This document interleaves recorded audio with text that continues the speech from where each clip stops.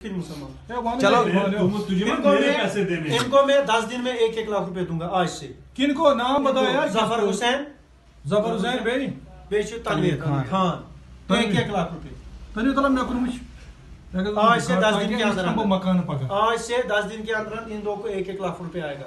उसके बाद मुझे 15 दिन चाहिए और एक तुशुवना ज्यादा बुमक कम है। इस महीने में मैं दोनों को 2 लाख रुपए पूरा कंप्लीट करके दूंगा इन्हीं 20 दिन में 22 दिन गड़ से बांध से तब से तसली गई था गड़ से बांध यह कमिटमेंट अगर अन पद से दिदुत न पहुंच ये ठीक बात अपनी मर्जी से गाड़ी इनके पास रखता। हां दीवान सा गाड़ी क्या अगर गाड़ी पानस से कोई काम नहीं मगर गाड़ी में किसी चीज का भी कोई नुकसान हुआ ही विल बराबर अगर ये चीज पकड़ कोई कन नहीं हाथ पकड़ हमने नमताई बोसा है बाबा ये छी शहीद में शहीद अगर न ये कमिटमेंट व करत 15 दोन द्रावा गेमिस तलाश पात मकलावा कारशु मकलावा अगर न करू थी ना ये बोसा है अशमो ना 15 दो दहन दोन मस त्राब यम लाश रुपये दहन क्या नहीं में वहां जबान दिसना में सब है कह चला दहन दोन मस अस्की पर त्राब यम लाश पर त्राब पग या कर 15 दोन मस करबो next clear with in this month I will be अगर ये कमिटमेंट पूरी गई ता ये तो ठीक ता सूरतस मस त्रावल से पत महल कमेटी ये तो ठीक राजबाग मोय ये तो ठीक गाड़ी में इसका मकान से पड़े बस ठीक।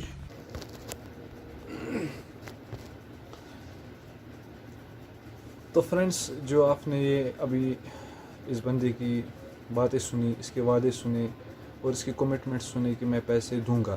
पहले तो मैं आपको इसके बारे में कुछ बताना चाहूँगा कि ये है कौन, ये कहाँ से हैं और इनका नाम क्या है। इनका नाम है शेख मुख्तारुल अमीन और इनके वालिद का नाम है मुख्तारुल अमीन भट्ट। ये इखराजपुरा राजबाग में रहता है। इसने अपने नाम पे एक कंसल्टेंसी खोली थी, अल इरफान कंसल्टेंसी, जो कि नटीपुरा में इनका एड्रेस था। तो इन्होंने जॉब एडवर्टाइजमेंट के लिए लोगों को बहुत बार ही बुलाया था, बहुत सारे बच्चे आ गए थे। तो उनमें से एक मैं भी था जो इसी खुशी में गया कि शायद मुझे कोई जॉब मिले, शायद मुझे वहाँ पे कोई जॉब मिले। तो मैं भी निकल पड़ा इनकी कंसल्टेंसी पे। तो फिर क्या हुआ, वहाँ पे उन्होंने मुझे कुछ ऑफ़र लेटर्स प्रोवाइड किए, उन्होंने मुझे कुछ वीज़ा का भी कुछ दिखाया, बोला कि आपका वीज़ा लगने वाला है। लेकिन मैं साथ साथ में इनका सब ये चेक करता रहता था, क्योंकि पहले जो उनको ऑफ़र लेटर थी तो मैंने उस ऑफ़र लेटर पे जो उनको कॉल की तो उन्होंने बोला ऐसा कोई कुछ भी नहीं है। तो दूसरा जब उसने बोला कि आपका वीज़ा लगने वाला है तो मैंने वो अपना पासपोर्ट नंबर वीज़ा के लिए देखा तो नेट पे भी कुछ नहीं निकला। फिर मैंने इस बंदे को बोला भाई ऐसा है कि कुछ नहीं हो रहा है, कि शायद ये फेक है या रियल है, मुझे पहले ही बता दो ताकि मैं धोखे में ना रहूँ। इसने मुझे 100% एश्योरेंस दे दी कि नहीं आपका जॉब डन है। तो लास्टली मैंने क्या किया, इसने मेरे से 1,30,000 रुपीज़ ले लिए खाली मेरे से। और बाकी के जो बंदे कुछ 4-5 जो मेरे मतलब फ्रेंड्स ही हैं, हमने एक ग्रुप बनाया है। तो उसमें से एक का नाम एक के 2.5 लाख रुपए हैं, दूसरा बंदा है उसके 3.5 लाख है। और ऐसे ही करके शायद इसने करोड़ों रुपयों का घोटाला अब तक किया है। तो कहने की बात यह है कि अब मैं पुलिस के पास क्यों नहीं चला जाता। गया मैं पुलिस से, मैंने अप्रोच किया, हम सब बंदे गए। मुझे एक बात समझ नहीं आ रही है कि कहते हैं ना कि मतलब अगर पुलिस करने पे आए, if police wish to want to do something, अगर पुलिस करने पे आए तो अगर बंदा ना पहाड़ में भी बैठेगा ना तो वहाँ से भी पुलिस वाले उसको निकाल के लाएंगे। इतना दम होता है पुलिस वालों में। देखो मैंने जो इसको अपने पैसे दे दिए थे वो मैंने कर्जा किया था, क्या किया था, कहाँ से लाए थे, अभी मेरे को चुकाना पड़ रहा है। ये बंदा जो है हमारे पैसे लेके अभी पता नहीं कहाँ पे है। पुलिस से हम अप्रोच कर रहे हैं, कह रहे हैं ये एब्सकॉन्ड है। ठीक है, अगर ये एब्सकॉन्ड है, हमने पुलिस को बहुत बारी इसको पकड़ के भी दे दिया, लेकिन पुलिस ने फिर से इसको छोड़ दिया। पता नहीं किस बात पे छोड़ दिया, क्यों छोड़ दिया।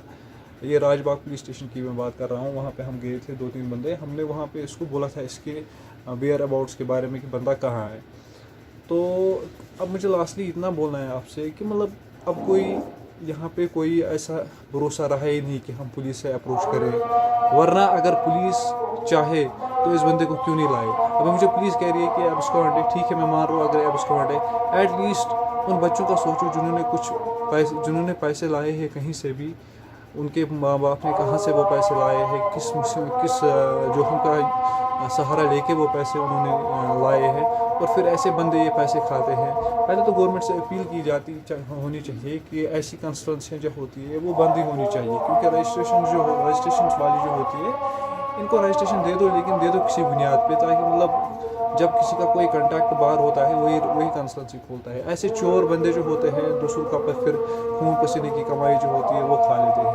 अभी मैं ये मैसेज जो है ये मैं एटलीस्ट पुलिस तक नहीं पहुंचाना चाहता हूँ, मैं ये मैसेज सीधे लेफ्टिनेंट गवर्नर साहब के पास पहुंचाना चाहता हूँ और उनको बोलना चाहता हूँ कि सर, अगर आपकी कंट्री में, आपकी स्टेट्स में या हमारी स्टेट्स में पुलिस है, अपना काम कर रही है, ठीक है, इस बंदे को क्यों नहीं पकड़ पा रहे हो आप? अगर ये एब्सकॉन्ड भी है, करो कुछ, इसको लाओ यहाँ वापस, इसका वीज़ा कैंसिल कराओ, इसका पासपोर्ट को कुछ कराओ, ताकि ये बंदा यहाँ पे आए, इसकी प्रॉपर्टीज़ बहुत सारी है, ये बेच सकता है और हम जैसे गरीब बंदों के हमारे जो पैसे फंसे हुए हैं वापस कर सकता है। सो प्लीज़ इस वीडियो को आप शेयर कीजिएगा ताकि ये वहाँ तक पहुँचे जहाँ